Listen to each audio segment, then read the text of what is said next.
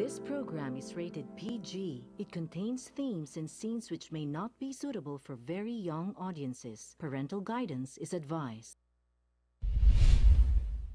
Be advised that the views and opinions of the hosts and guests do not reflect those of the station.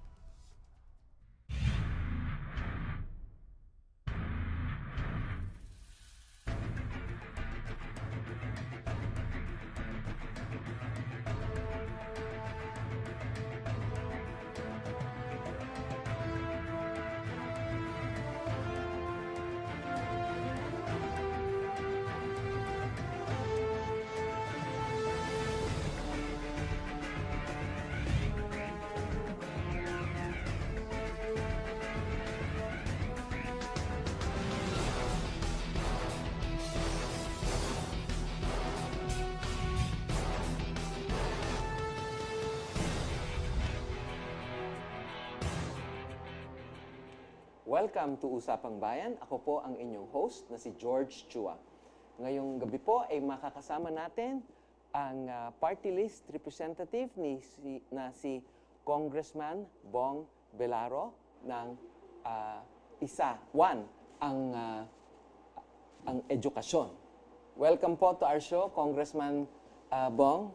Magandang araw po, Sir George. Magandang umaga po sa pag-invita niyo po ulit sa akin. Actually, gabi nga ngayon. Gabi po ba? Sa inyong top-rated na programa. So, alam niyo po, si Congressman Bong, pangalawang beses na natin naanyayahan dito sa ating programa. And siguro, since we've last interviewed him, we will ask Congressman Bong kung ano ho ang kanyang progress report sa Senado na nagawa niya para sa ating mga kababayan. Mga kababayan, we just came out with our progress report. Ito po ay yung aming ulat sa bayan of the past year. At ito po ay also coincides with the almost ending of the 17th Congress. Ito po ay, we are happy to report that we have filed 701 bills and resolutions for the past almost 2.5 years. Wow. So that's one of the highest record in the 17th Congress. And if records speak for itself, then that should speak for our party list. Kung pipapiliin ho kayo kung, let's say, kung ano ho yung top 3 na legislative na pinupush nyo sa agenda nyo, ano ho yung top 3 programa na ipinush nyo sa Kongreso? Yung pinush po at ipupush pa. At ipupush pa. Yung pinush po, the best way would be the laws that we already passed in Congress. And so far, I am happy to report also that this representation is part of the congressional people that passed 23 laws. And ang isa po doon is the flagship bill on the free college education law. Okay. The other one is the Philippine Qualifications Framework. The other one is the Wi-Fi in Public Places Act. Oh, I see. I am also part of the congressional group that made possible the enactment of the Ease in Doing Business law. I see. And many other laws. Alam niyo ho, maybe napaka-importante itong mga batas na ito, no? Maybe we can go through each one kung yung mga a little bit more about the specifics of each. Yung nabanggit niyo ha.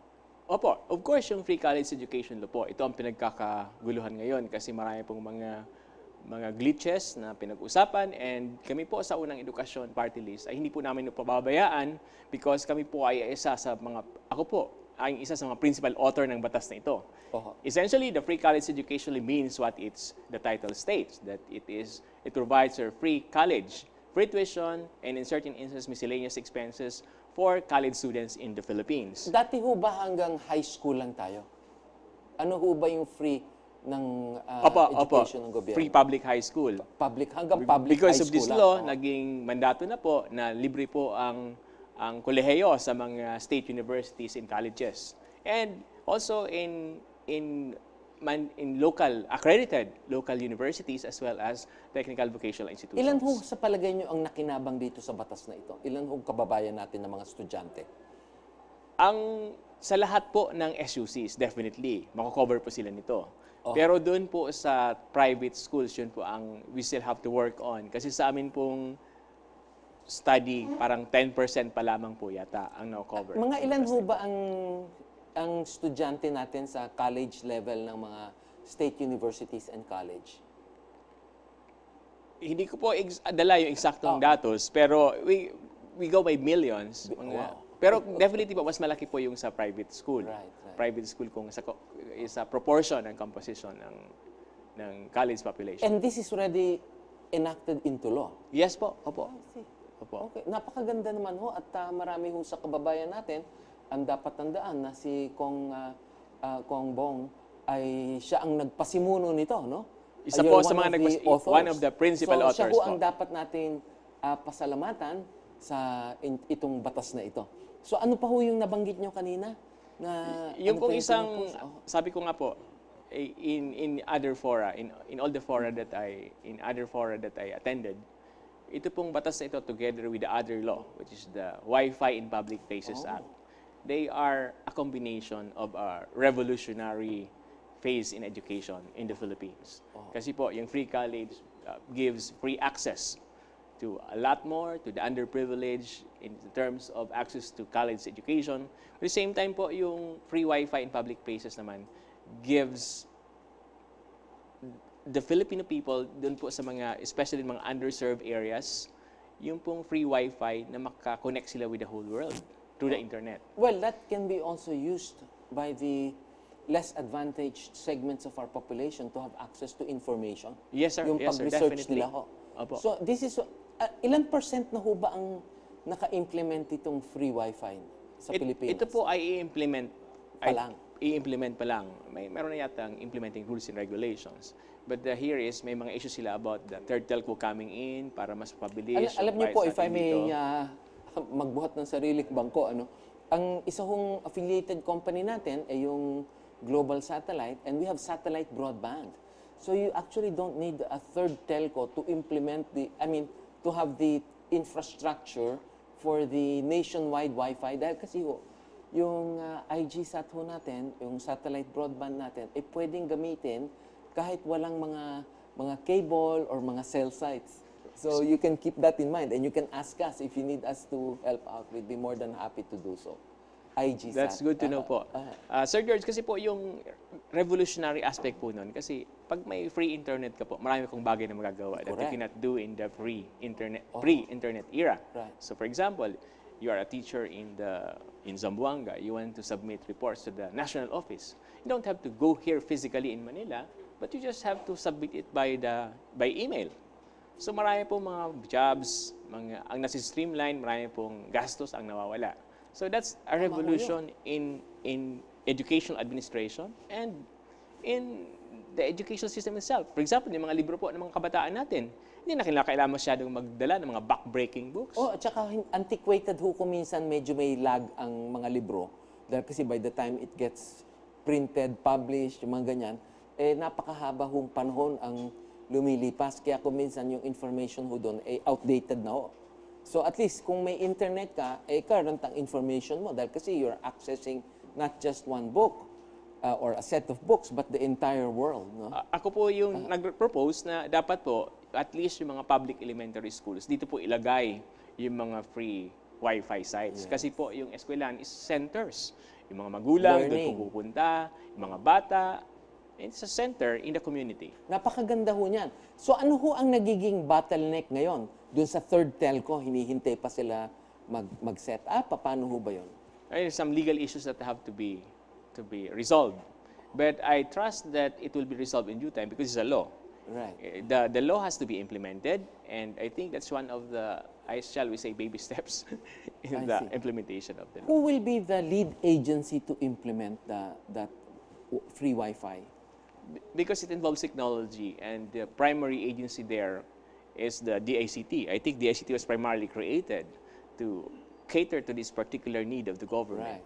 I think the DICT is the lead agency. But of course, because it involves the school system, it would involve the DepEd. So paano ho yung, sino na ho ba ang head ngayon ng DICT natin? Hindi ho I ba was told that it's now Senator Honasan is going has to he be assumed the, office na? I'm not sure about that, sir, but I think Sana he is waiting for confirmation for the... I see. Sana na matuloy na naman dahil kasi napakahusay yung at saka forward-looking rin si Senator Honasan na kinakailangan rin natin yung malawak ang pag-iisip para ma-implement ang mga modern technologies natin. Ito po kasi ang take ko dyan, sir, whenever I'm asked about it. You know, at this age of the internet, iba na po yung mode of creating or steering changes. Right. Before, in the Spanish era, when you need to change things, you need to actually write a book and pass it on That's right. to a large community of people for them to read Napakahabang proseso. and to act on it. Now, you don't need to do that. All you need to do is to click on the internet and write something, and everybody in the whole wide world gets to know about it and they act on it. So what is now the state responsibility? I think the state responsibility is to ensure that the structures are there, the support mechanism is there, because only the state can do it because they have this massive governmental machinery to ensure that the individual is actually educated, is actually empowered, is actually assisted. So, ang ano pa ho yung isa pang nabanggit nyo aside from the Wi-Fi, the free education? Yung pong isa naman po yung Philippine Qualifications Network framework. Paano naman ho yun? Ito naman po ay nagkakaroon ng leveling, equivalences ng skills, talents, and grades and degrees. Parang standardization. Across the world. But we have to start with the Philippines, of course. Yung pong mga competencies natin, dapat may equivalent yon, may industry connection para po ito ay ma-assess properly, ma-enrich, and malaman natin kung anong katugma sa iba-ibang parte ng mundo. So ang ibig kong sabihin yan, alam ko ho may initiative sa ASEAN na pagkalimbawa kayo po ay isang CPA dito sa Pilipinas, mare-recognize rin kayo na yung profession nyo sa ibang ASEAN country. So this is part of that. Yes po. May mga pathways na tinatawag para one could go from one ladder to another. Para po may systematic recognition of what you have achieved, what you actually learned in the classroom. This would involve collaboration between DepEd, TESDA, CHED. I see. So ang mangyayari ho niyan, yung mga ating kababayan, kahit sa probinsya sila nag-aral, basta masabing nabigyan sila ng degree sa engineering, parang recognized na siya na kahit saan ho. Ito po kasi, Sir George, ito po yung mga laws, tawag ko po dito, mga oversight bills in the context of a global world. Kasi po, we can no longer afford to be inward-looking as a country. Right. We have to look beyond the borders of the Philippines. And what's happening in Ireland, for example, has an impact in Manila. So we have to look at that as a global citizen, that how does the Filipino get the best in this world? Tama ho kayo dyan, dahil kasi alam ko ho, sa mga ibang bansa, pagka halimbawa yung school na pinanggalingan mo ay hindi nanggaling doon sa kanilang country or US country or something like that, hindi ho nila nire-recognize. So yun ho ang gusto nating lutasin yung disparity na gano'n. Opo, definitely, Sir George. And also, it's also a matter of positioning. Because as a country, we know where our limitations are, we know our strengths are. For example, may I relate to you an anecdote which I fondly relate. When I went to the graduate school in the United States, I became the class representative of my class. Oh, very nice. It's not because I'm the smartest in the class, but just because I speak good, passable English. That's true. As compared to the Spanish, the German. Because they need somebody to communicate well with all the other students from the international community. Okay. Well, we need to have a station break. At sa atin pong pagbabalik dito sa Usapang Bayan, makakasama pa rin natin ang ating kaibigan na si Congressman Bong Belaro. Please stay tuned. Thank you.